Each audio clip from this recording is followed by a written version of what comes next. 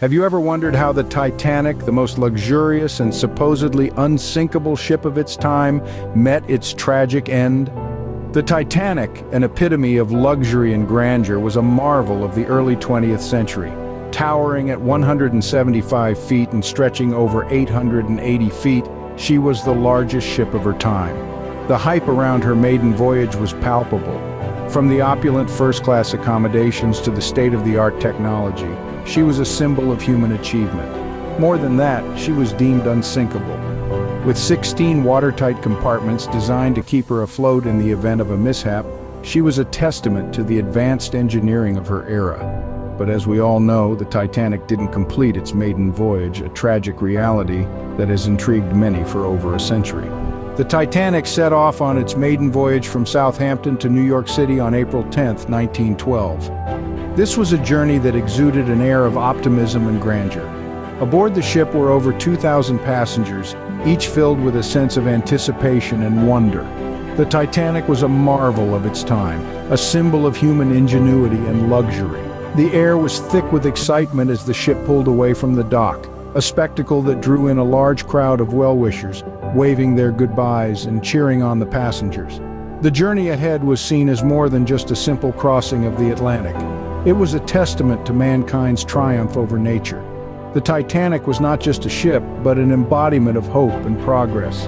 The optimism was palpable. People believed that they were witnessing history in the making. Unbeknownst to everyone on board, this joyful departure would soon turn into a disastrous event. On the evening of April 14th, the Titanic received multiple iceberg warnings, but they were largely ignored. As we delve into this chapter of the Titanic's maiden voyage, it's crucial to understand why these warnings failed to prompt the necessary precautions. Wireless operators aboard the Titanic received a series of iceberg warnings from other ships throughout the day. These messages, however, were not given the urgency they deserved. One might wonder why. The main reason lies in the fact that the Titanic was equipped with the most advanced technology of its time. This led many to believe that the ship was invincible, a marvel that could not be defeated by mere icebergs. The ship's radio operators, Jack Phillips and Harold Bride, were primarily interested in transmitting passengers' messages.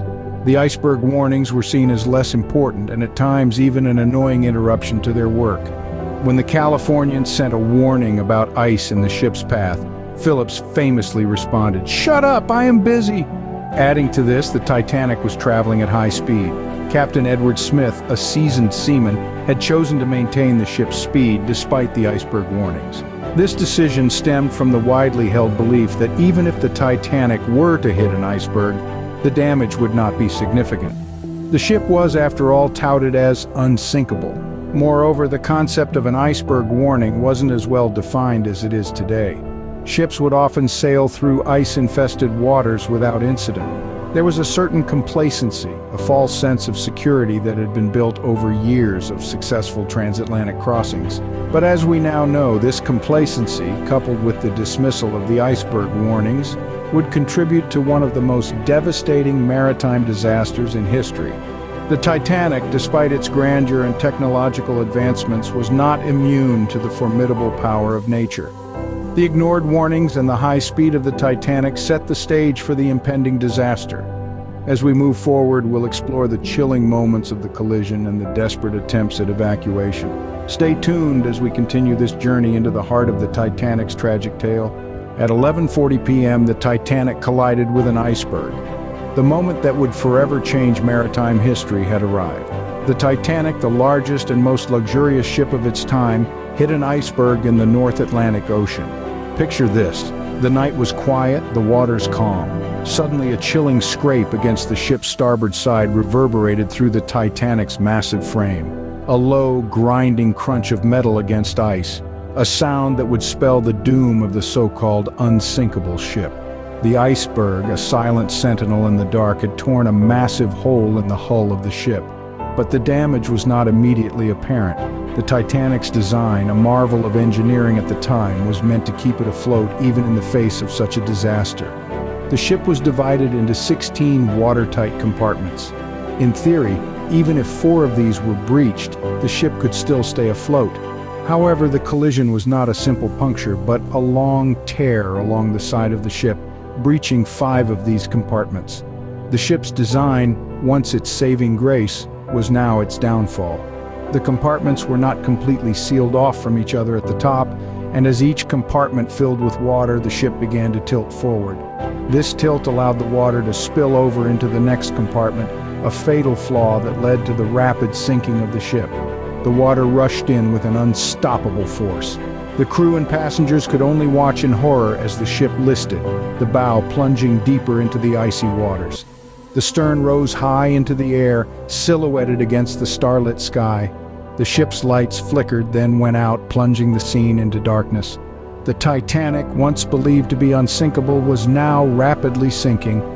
The mighty ship, a symbol of human achievement and hubris, was brought down by a force of nature, reminding us all of the power of the sea and the vulnerability of even our greatest creations. Following the collision, a chaotic and ill-prepared evacuation began. The Titanic, the unsinkable ship, was in fact sinking, and the passengers and crew aboard were thrown into a maelstrom of confusion and panic.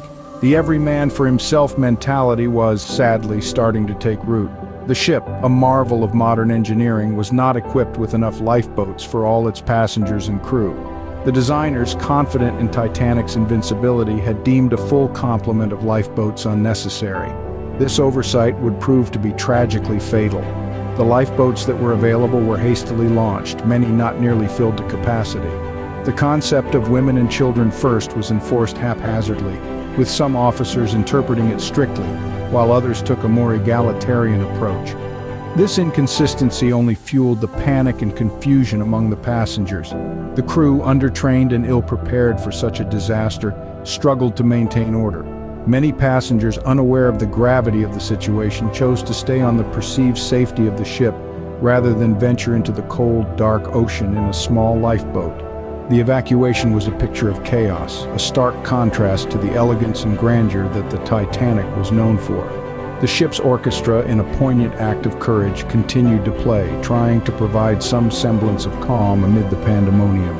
As the last lifeboat was launched, over 1,000 passengers were still on the ship, their fate sealed by the icy waters of the Atlantic. The desperation and fear were palpable as the ship started to tilt, its stern rising into the air. Despite the valiant efforts of the crew and some passengers, the evacuation was marred by confusion, poor communication, and a lack of resources. The unsinkable Titanic was sinking, and with it, the hopes and dreams of many of its passengers.